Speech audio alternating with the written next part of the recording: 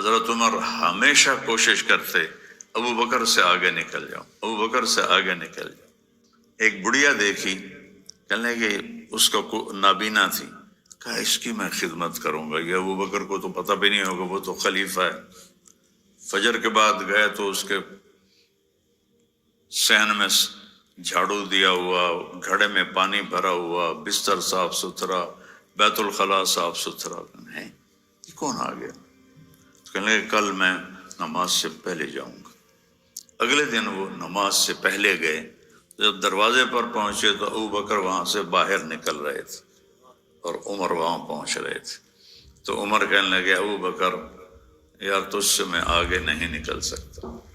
یہ میدان تھا، جیسے ادھر کرسی کی دوڑ، مال کی دوڑ، فیکٹریوں کی دوڑ، دولت کی دوڑ، شہرت کی دوڑ، عزت کی دوڑ، اس سے ہٹ کر کچھ جنت کی دوڑ پہ لگا گیا تھا۔ تبوک کا موقع آیا تو حضرت عمر رضی اللہ عنہ کہنے لگے انشاءاللہ ابو بکر سے ضرور جیتوں گا، وہ غریب ہے میں مالدار ہوں۔ تو انہوں نے اپنے مال کو آدھا کیا اور لے کر آئے۔ ابو بکر صدیق اپنا سارا مال لے کر آئے۔ جب دونوں گٹھڑیاں رکھی گئیں تو سمجھو عمر رضی اللہ عنہ کی اتنی بڑی تھی، ابو بکر رضی اللہ عنہ کی اتنی سی تھی۔ تو اس موقع کا سوال یہ ہے کہ عمر کتنا لائے ہو؟ تو میں قربان جاؤں اللہ رسول کے اختیار پر، محبت پر۔ اب آپ نے پوچھنا تھا عمر کتنا لائے ہو، تو ابو بکر ہار گئے تھے۔ ابو بکر کتنا لائے ہو، تو ابو بکر ہار گئے تھے۔ میرے نبی نے سوال بدل دیا، عمر پیچھے کیا چھوڑ کے آئے ہو؟ حضرت عمر جیسے ایسے کھڑے تھے بڑا تن کے، یا یہ سنا کہ پیچھے کیا چھوڑا تو دھڑل گلا بھئی ابو بکر جیت گیا۔ تو انہوں نے بڑے ماٹھے لہجے میں کہا جی آدھا چھوڑ کے آیا ہوں، آدھا لے کے آیا۔ ابو بکر ما ترکت لأہلک، تو کتنا چھوڑ کے آیا ہے؟ کہ جی میں تو اللہ اس کے رسول کو چھوڑ کے آیا ہوں، باقی سارا کچھ لے کے آ گیا۔ تو حضرت عمر کہنے لگے یار ابو بکر میں نہیں آگے نکل سکتا۔ یہ ایک ماحول بنایا تھا، یہ مانگو اللہ سے کہ تمہاری دوڑ آخرت کی لگ جائے، کہ ہر طرف زوال ہے۔ جس کا تھوڑا سا نام بن جاتا ہے وہ چودھری بننے کے لیے پتہ نہیں کتنوں کو رگڑا دے دیتا ہے، چاہے دین میں چاہے دنیا میں۔ اور ایک اور واقعہ سناتا ہوں۔ حضرت عمر کا دور حکومت تھا اور آپ کے پاس ابو سفیان، سہیل بن عمرو اور حارث بن ہشام اور اکرمہ اور صفان بن امیہ اور اکرمہ بن ابی جہل یہ بیٹھے ہوئے تھے۔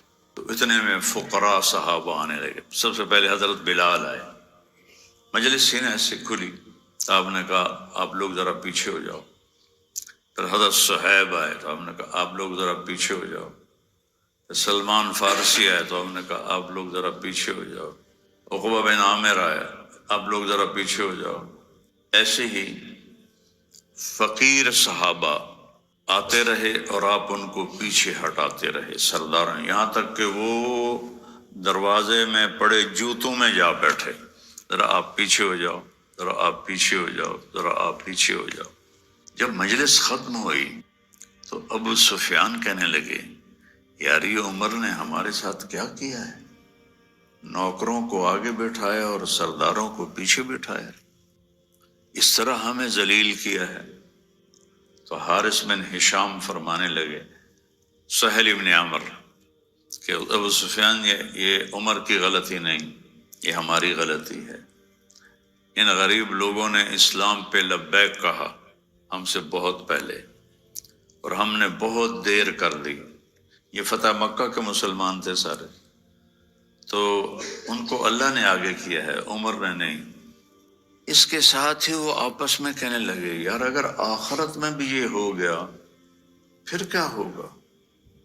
اگر آخرت میں بھی ہمیں پیچھے اللہ نے کر دیا اور ان کو آگے کر دیا پھر کیا ہوگا؟ تو کہا چلو عمر سے بات کرتے ہیں۔ تو یہ سارا وفد حضرت عمر کے پاس آیا، کہا کہ جو تم نے کیا ہے ہم نے دیکھا ہے، تم نے ٹھیک کیا ہے۔ اب ہمارا ایک سوال ہے کہ دنیا میں تو ہم پیچھے رہ گئے، کوئی ایسا طریقہ بتاؤ کہ آخرت میں تم سے آگے نہیں تو تمہارے برابر تو ہو جائیں۔ یہ نفسیات آج یہ کوئی سوچتا ہے؟ حضرت عمر نے فرمایا جس راستے میں ان لوگوں نے قربانیاں دیں تم بھی دے دو تم ان کے برابر ہو جاؤ گے۔ اچھا بالکل ٹھیک۔ سب واپس آئے اور 400 قریش کے سردار، بڑے ٹھکن، جن ہماری سرائکی میں کہتے ہیں ٹھکن سردار، بڑے، وہ سب تیار ہوئے اور ملک شام میں اس وقت جہاد ہو رہا تھا، اس کی تیاری کر کے نکل پڑے۔ ان میں سب سے زیادہ مقبول تھے حارث بن ہشام، ابو جہل کے بھائی۔ جب وہ نکلے تو سارا مکہ ان کو الوداع کہنے کے لیے باہر نکلا، عورتیں بھی، مرد بھی، بچے بھی، وہ سب رو رہے تھے۔ تو حضرت حارث کھڑے ہو گئے، کہنے لگے یا اہل مکہ واللہ ما ترکنا مکہ رغبۃ عنہا ولا رغبۃ عنکم، اللہ کی قسم مکہ اس لیے نہیں چھوڑا کہ اس سے کوئی محبوب اور شہر ہے، اور تم لوگوں کو اس لیے نہیں چھوڑ رہا کہ تم سے زیادہ کوئی محبوب لوگ ہیں، لیکن ایک پکارنے والے نے پکارا جس کی آواز پر ہمارے غلام آگے بڑھ گئے، ہم پیچھے رہ گئے۔ اور واللہ لو ان جبال مکہ تصیر ذهبا فانفقتها فی سبیل اللہ ما ادرکت مد شعیر انفقوا فی سبیل اللہ۔ میرے عزیزو، اگر سارا مکہ اور اس کے پہاڑ سونا بن جائیں اور میں سارے خرچ کر دوں اللہ کے راستے میں، تو ان لوگوں نے جو ایک مد جو چند ایک آدھ کلو ہوگا، مد سا بڑا ہوتا ہے، مد چھوٹا ہوتا ہے، تو جو انہوں نے جو کا وہ ایک مد خرچ کیا تھا اللہ کے راستے میں اس کا اجر بھی حاصل نہیں کر سکتی۔ تو لہٰذا ہم نے سوچا ہے کہ ہم اپنی جانوں کا نذرانہ پیش کریں اور اپنے بھائیوں کے برابر ہو جائیں۔ جب یہ پہنچے تو جنگ یرموک سر پر تھی۔ حضرت ابوبکر نے حضرت خالد ابن ولید کو ملک عراق سے نکال کر ملک شام کا حکم دیا کہ فوراً پہنچو۔ جنگ یرموک سے پہلے ہی حضرت ابوبکر صدیق کا انتقال ہو گیا۔ تو جب لوگ یہ وہاں پہنچے تو صحابہ کی تعداد تھی 36,000، اور جو روم کا لشکر تھا وہ 1,60,000 تھا۔ 60,000 اس میں عرب تھے، غسانی اور تغلبی۔ مقدر کی بات ہے ساری عرب نسل ایمان لائی، پر یہ 2 قبیلے عرب محروم ہوئے، ایک بنو تغلب اور ایک بنو غسان۔ تو یہ جنگ 9 دن چلی، اور سجال بیننا، کبھی رومی بڑھتے بڑھتے بڑھتے صحابہ کو پیچھے دھکیل دیتے، اور کبھی صحابہ بڑھتے بڑھتے بڑھتے رومیوں کو پیچھے دھکیل دیتے، تو کوئی فیصلہ نہیں ہو رہا تھا۔ حضرت اکرمہ بن ابی جہل رضی اللہ تعالیٰ عنہ نے اپنے لوہے کی ٹوپی اتار کے پھینک دی، اور اپنی تلوار کا جو کور تھا نیام اسے بھی توڑ دیا، اور اپنی زرہ بھی اتار دی، اور کہنے لگے بھائی میں مرنے کے لیے جا رہا ہوں، کوئی ہے جو میرے ہاتھ پر بیعت کرے؟ تو حضرت خالد ابن ولید رضی اللہ عنہ نے ان کا ہاتھ پکڑ لیا، کہا نہیں، میں تمہیں ایسا نہیں کرنے دوں گا کہ یہ دونوں قبیلہ بنی مخزوم سے ہیں۔ ولید بن مغیرہ اور ہشام بن مغیرہ یہ بھائی ہیں۔ تو ابو جہل ہشام بن مغیرہ کا بیٹا ہے، اور خالد ولید بن مغیرہ کے بیٹے ہیں۔ تو یہ چچا لگتے ہیں حضرت اکرمہ کے۔ تو انہوں نے ان کا ہاتھ پکڑ لیا، کہا کہ نہیں، میں تمہیں یہ نہیں کرنے دوں گا۔ تو انہوں نے ہاتھ چھڑا کر کہا الیک عنی، تو انہوں نے کہا میری نظروں سے دور ہو جاؤ۔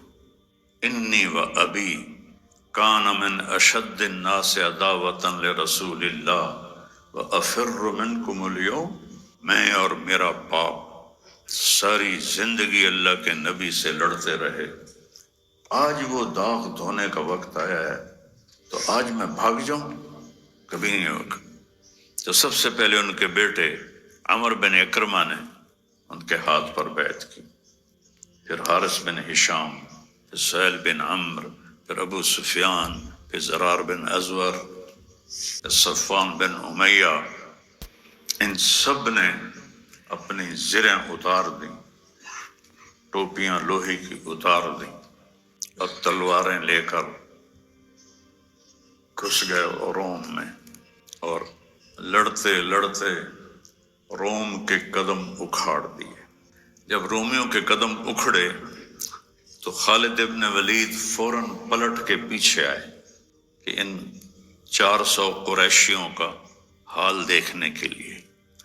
تو سب سے پہلے اکرمہ کے پاس آئے تو ان میں تھوڑی سی جان تھی، اور ان کے بیٹے عمرو وہ شہید ہو چکے تھے۔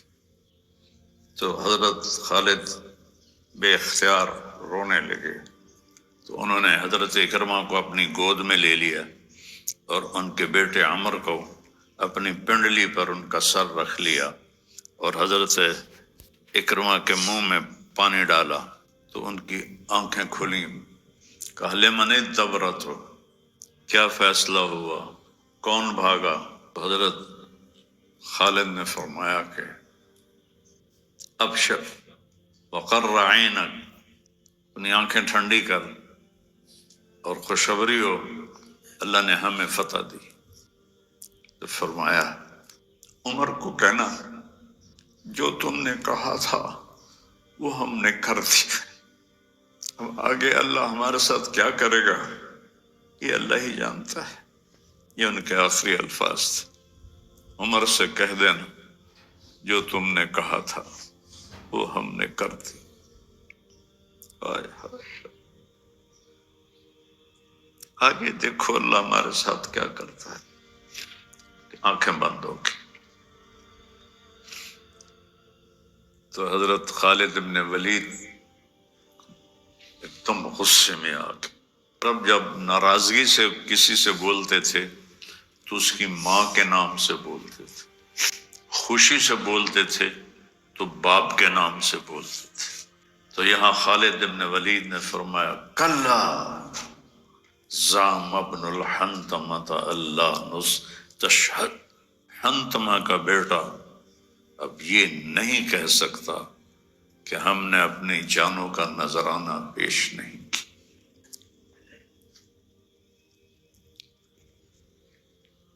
ان 400 میں سے اکثر شہید ہو گئے تھے، تھوڑے ہی بچے تھے۔ یہ دوڑ تھی اس وقت آگے بڑھنے کی، جنت کی دوڑ۔ اقبال کا شعر ہے نا، تم ہو سراپا گفتار وہ سراپا کردار، تم ترستے ہو کلی کو وہ گلستاں بکنار، تم خالی باتوں کے شعر ہو وہ کردار کے شعر تھے، تم ایک کلی کے پیچھے ایمان بیچتے ہو اور انہوں نے پوری دنیا کے گلستان کو ٹھوکر مار دی۔ تھے ہمیں ایک تیرے بارے کا آراؤں میں، خشکیوں میں کبھی لڑتے کبھی دریاؤں میں، دی اذانیں کبھی یورپ کے کلیساؤں میں، کبھی افریقہ کے تپتے ہوئے صحراؤں میں، شان آنکھوں میں نہ جچتی تھی جہاں داروں کی، شان آنکھوں میں نہ جچتی تھی جہاں داروں کی، کلمہ پڑھتے تھے ہم چھاؤں میں تلواروں کی، تجھ سے سرکش ہوا کوئی تو بگڑ جاتے تھے، تیغ کیا چیز ہے ہم توپ سے لڑ جاتے تھے، نقش توحید کا ہر دل پہ بٹھایا ہم نے، زیر خنجر بھی یہ پیغام سنایا ہم